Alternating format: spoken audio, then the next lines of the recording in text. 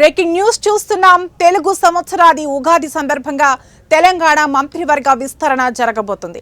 ముఖ్యమంత్రి రేవంత్ రెడ్డి సారథ్యంలో ప్రభుత్వం ఏర్పాటైన వారం రోజుల నుంచే మంత్రివర్గ విస్తరణలో కొత్త వారికి అవకాశం ఉంటుందనే అంశం చర్చనీయాంశమైంది. ఉన్న మంత్రివర్గంలో కొంతమందికి ఉద్వాసన పలికి కొత్త వారికి అవకాశం ఇస్తారని చర్చకు వచ్చింది. ఉన్నవారిని తొలగిస్తే మంచిది కాదని, అవసరమైతే కొత్త వారికి మంత్రివర్గంలో చోటు కల్పించాలనే ఆలోచనతో సీఎం రేవంత్ రెడ్డి కాంగ్రెస్ నాయకులతో చర్చించి సముచిత నిర్ణయం తీసుకున్నారు. మంత్రివర్గ విస్తరణలో ఆశ్రిత పక్షపాతానికి తావు లేకుండా కుల సమీకరణాలను ప్రాతిపదికన ఎస్సీ, బీసీ, రెడ్డి సామాజిక వర్గాలకు ప్రాధాన్యత కల్పించాలని భావించారు.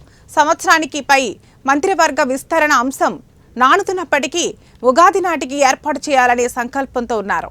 కాంగ్రెస్ అధిష్టాన వర్గం కూడా మంత్రివర్గ విస్తరణకు ఆమోదముద్ర వేసినట్లు సమాచారం. దీంతో కొత్త మంత్రుల చేత రాజ్ భవన్లో ప్రమాణ స్వీకారం చేయించే విధంగా ఏర్పాట్లు చేస్తున్నట్లు విశ్వసనీయ సమాచారం. మంత్రివర్గ విస్తరణతో మంత్రివర్గంలో చోటు దక్కే వారి పేర్లను సీఎం రేవంత్ రెడ్డి పరిశీలిస్తున్నారు. ప్రతిపాదిత పేర్లను కాంగ్రెస్ పెద్దలతో చర్చిస్తున్నారు.